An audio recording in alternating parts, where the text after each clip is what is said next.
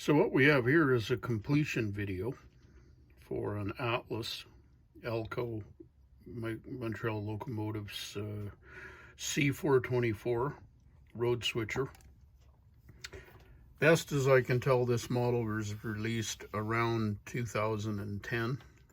I picked it up used at the train exchange in Edmonton over Christmas for about 75 bucks US, give or take.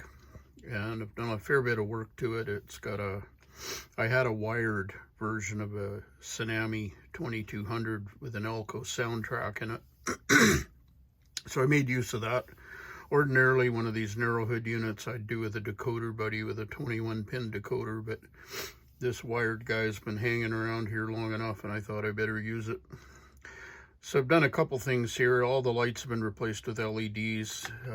And the way this thing was set up, there's lights in the headlamp unit, but there's the way the housing is structured, the top light actually lights up the number boards, so we'll see that.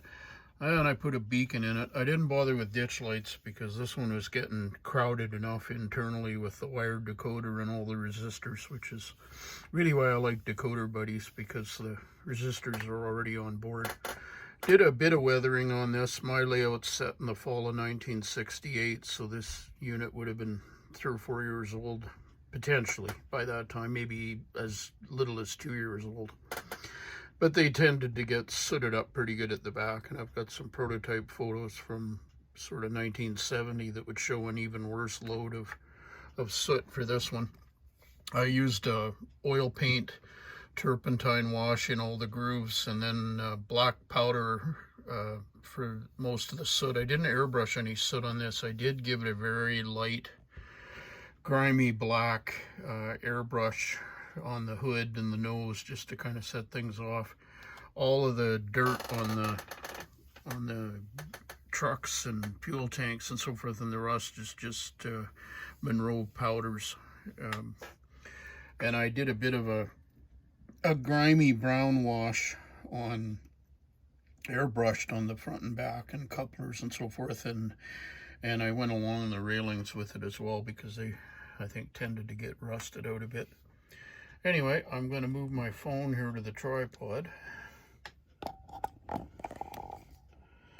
and we'll show some things. So all I'm running here for control is a lock programmer, and I've said for a long time that for a really simple little shelf switching layout, since you got to have a lock programmer anyway to do anything substantial with an ESU lock sound 4 or 5, you could actually just use the lock programmer engine driver's cab as a limited DCC system. And I've got this guy set up on some DCC specialty rollers, which I really love. So we'll demute it.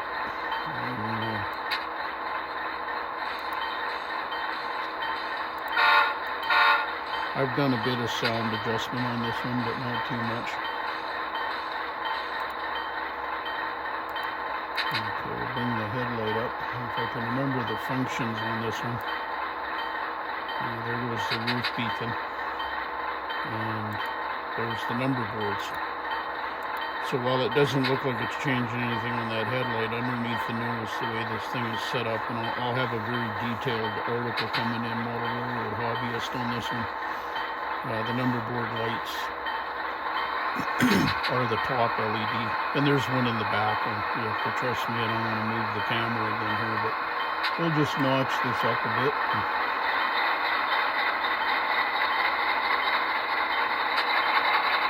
That's the nice thing about the rollers, is you can do all sorts of mechanical testing without anything moving on it. So